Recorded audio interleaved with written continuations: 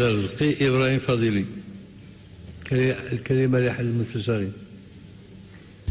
شكرا سيد الرئيس، سادة الوزراء، إخواني أخواتي المستشارين.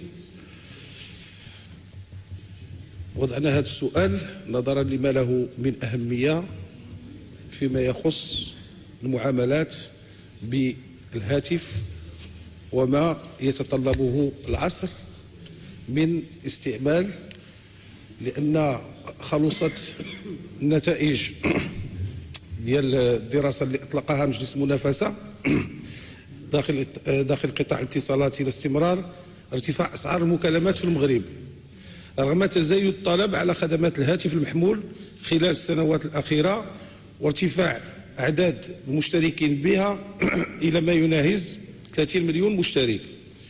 وأبانت السيد الوزير هذه الدراسة كذلك على أن أسعار المكالمات في المغرب تظل أعلى أسعار عربيا ولم تتراجع إلا بنسبة 50% رغم دخول فاعل اتصالاتي ثالث على خط المنافسة خلال السنوات الأربع الماضية. كما وقفت كذلك هذه الدراسة على وجود شكوك حول توافق الفاعلين الاتصالاتيين في المغرب بالحفاظ على أسعار المكالمات في مستوياتها الحالية وبالتالي الحفاظ على هوامش أرباحهم، وهذا بخصوص السيد الوزير يكون على حساب المواطنين. ولهذا السيد الوزير باعتباركم القطاع الحكومي الوصي على مجال الاتصالات في المغرب، وانطلاقا من كذلك من الواجب ديالكم بحماية المواطن المغربي من جشع الفاعلين الاتصالاتيين، نود مساءلتكم عن ما قمتم به أو ستقومون به السيد الوزير لوضع حد لارتفاع أسعار المكالمات الهاتفية بالمغرب، خصوصا أمام تدني القدرة الشرائية للمواطن المغربي. وشكرا. شكرا السيد المستشار. الكلمة للسيد وزير الصناعة والتجارة. السيد الرئيس، السادة النواب المحترمون، السادة المستشارون المحترمون، شكرا السيد المستشار على هذا السؤال. هو كما قلتيو منذ 2009 اليوم لاحظنا واحد الانخفاض في الاسعار نتاع الهاتف المتنقل، وكيفاش نحسبوا هادشي تناخذوا العدد نتاع رقم المعاملات نتاع المتعهدين كلهم وتنقسموها بعدد الدقائق اللي تكلموا بها الناس، وهكذا تنخرجوا بواحد الرقم اللي تنسميوه لو كو باغ مينوت ولا الكلفه نتاع كل دقيقه. فاش نمشيو نشوفوا كلفه كل دقيقه، حيت ما يمكنناش ناخذوا داك الاثمان لي بريفاسيون، داك الاثمان اللي تتنشر، تناخذوا هذه الكلفه هذه عمليه حسابيه. تنجبروا بان كان انخفاض في ما يخص الهاتف النقال المسبق الدفع لو بري بايد من 1.60 درهم الى 0.89 درهم. فيما يخص ذاك الهاتف النقال المؤجل الاداء لو بوست بايد دزنا من 0.90 درهم الى 0.76 درهم للدقيقه. يعني بان كاين انخفاض، وهذا الانخفاض علاش راجع اولا حيت كاين واحد المتعهد ثالث اللي دخل هو اللي عمل الاسعار باش تنخفض، وايضا كان واحد ذاك السقف، عملنا واحد السقف لخدمات الربط البيني.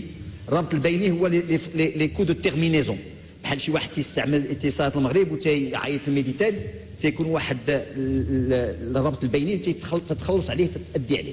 حنا نقصنا من هذا الربط البيني، هي الحاجه وحده اللي يمكننا نديرو، حيت حنا هذا الميدان ميدان تيخدع المنافسه الحره كدوله، اما ندخلوا واحد المنافس اخر داكشي اللي درنا، ولا نقنوا الاشياء اللي يمكننا نقنوهم، هي داك الربط البيني اللي قننا. فيما يخص واش كاين اليوم الشك كاين مفاهمه بين هاد المتعهدين، هذا خص يبت فيه مجلس المنافسه اللي حقيقه غادي يكون عندهم صلاحيات اكبر في المستقبل. بالطبع كاين حوايج اخرين اللي يمكننا نديرو، وتاكشي علاش عندنا واحد المشروع قانون اللي غنجيو يتعرض على مجلسكم الموقر. هذا المشروع قانون شي تيقول اولا خصنا غادي نفرضوا على المتعهدين اقتسام البنايات الاساسيه. البنايات الاساسيه يعني بان اللي كان واحد عنده واحد البنايات الاساسيه في واحد المحل معين يقسمها مع المتعهد الاخر باش نقصوا من الكلفه، هكذا يمكننا نقصوا من الاسعار. ثانيا الفاتوره غنفرضوا عليهم باش كلهم يدوزوا باحتساب نمط ثانيه وماشي الدقيقه، باش اللي هضرت هنا 50 ثانيه ولا 30 ثانيه ما تحسب عليها الدقيقه. ثالثا تأطير شروط التعاقد بين المتعاهدين والمشتركين. واخيرا التجاول الوطني، يعني بان ذاك لو رومينغ اللي مشيت انا لواحد المنطقه وعندي انا الاتصالات وما موجوداش اتصالات ذاك المنطقه، يمكن لي نستعمل ذاك الشبكات ميديتال ولا الاخرين. هادو هما الالتزامات الاشياء اللي غنجي بها في مشروع القانون المقبل. شكرا. شكرا سيد الوزير. كلمه لاحد الساده المستشارين في اطار التعقيب. شكرا السيد الرئيس. كنشكروا السيد الوزير على هذه المعلومات الدقيقه فيما يخص الاسعار ديال الهاتف النقال. الا انه السيد الوزير انتم اليوم كتعرفوا العدد الكبير ديال المواطنين، ما بقاش شي مغربي اللي ما عندوش الهاتف، ولكن الاشكال فين كاين في طريقه الاحتساب. ملي كنديروا الاشهار نوهم المواطنين بان كاين واحد السعر تفضيلي ولا كاين داك ما يسمى الدوبل، وكاين كيمشيو الناس كيشريو هاد لي كارت لي بريبيي. ملي كيديروا هاد لي كارت ما كاينش ولا مواطن واحد كيلقى فعلا حقيقه داك الشيء اللي كاين في الاشهار. كيقولوا ليه بان 20 درهم كتولي 50 درهم، كيهضر بها جوج ثلاثه ديال المكالمات كيستنفذها. دونك السيد الوزير اللي كنطلبوا منكم حنا السهر على مراقبه هاد النوع من الابتزاز ديال جيوب المواطنين.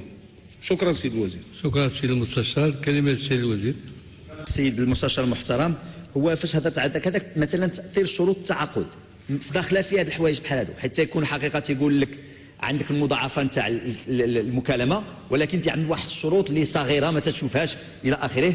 داكشي علاش ايضا حسمنا في هذه المواضيع هادو في اطار المشروع القانون تاع حمايه المستهلك، اللي تا هو دخلنا في هذه الحيثيات هادو اللي تنجبروا في هذا المجال ولا في مجالات اخرى.